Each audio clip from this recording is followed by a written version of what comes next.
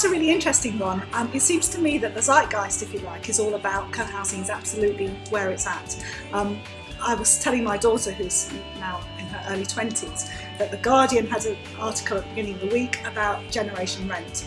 And as a throwaway comment, not as the main gist of it, it said they can all go and live in co-housing. That's a huge opportunity for them. And she was really, really struck by that and took it on board. And I think people are talking about it in that kind of casual way, which suggests that it is the way forward. It's a new form of community. It's the answer to some of the problems. And on the other hand, the whole business about housing has got so much more difficult that there's a mismatch between those two things. So I genuinely don't know, but one thing I would say is that most co-housing groups and the people in them are creative enough and exploratory enough to find a way through the practical problems, which is the housing market, land and all that, to deal with the understanding of the benefits and where it can take us, and so I think it has a strong future. I mean, I think if we can successfully crack the affordability issue. So at Lilac, one of the things we've done, we've got this mutual home ownership model, which allows some of the housing to be made more affordable. And that's one example, but I think there are lots of other ways of doing that. And I think if we can pioneer lots of demonstrably effective ways of doing that, then I think there's a massive future for co-housing.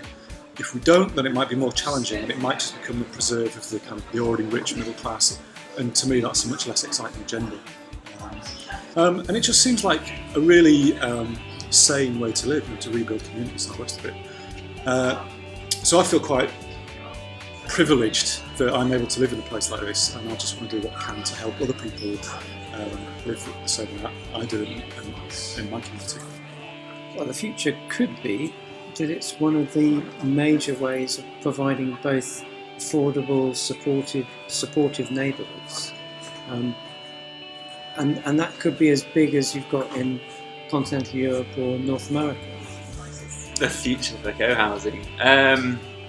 I'm definitely seeing more of it. I can't believe how. I mean, there even seems to be more numbers every time I come to a conference. 75 groups in development, isn't it? The future for co-housing. I think we're going to see lots of different financial models that are developing now.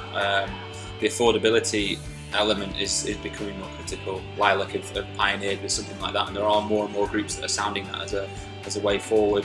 I think local government will start to engage more with co-housing groups because you've got the support of the co-housing network, and you've got tried and tested examples of how it's worked. So it's not the solution, but it's one of many solutions to the housing crisis. And I think that co-housing is a very good way to put a bit more focus on community, which seems to left by the wayside when we talk about housing rather than homes.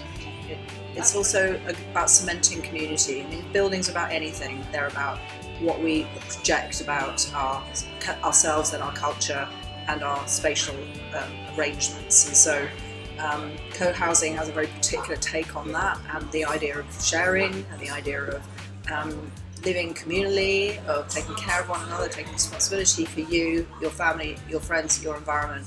It's incredibly important, and architecture helps to cement that. In our area, our community doesn't stay within the boundaries of the community; it spreads out. And so we live in an area near to a village where there's quite an elderly population, and we're growing food. And I think our community just spreads out into the local community. And I think communities are crying out for that. They're crying out for this, informal support and sense of belonging. And very simple things like transport, food, and things that overcoming loneliness, these types of things. So.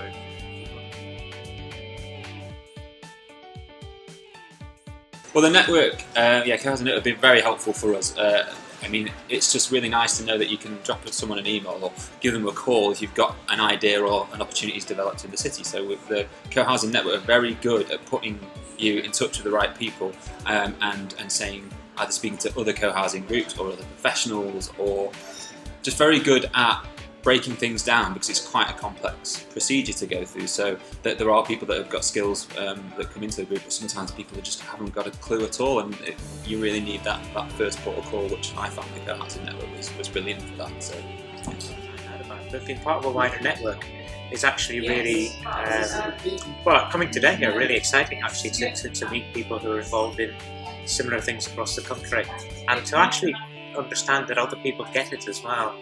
They get the concept of co-housing, and it's more of a growing movement. So for us, for our group, I think it's the idea that there are other people out there we can be in touch with, and we can learn from each other, and hopefully that will help us find our own unique solution.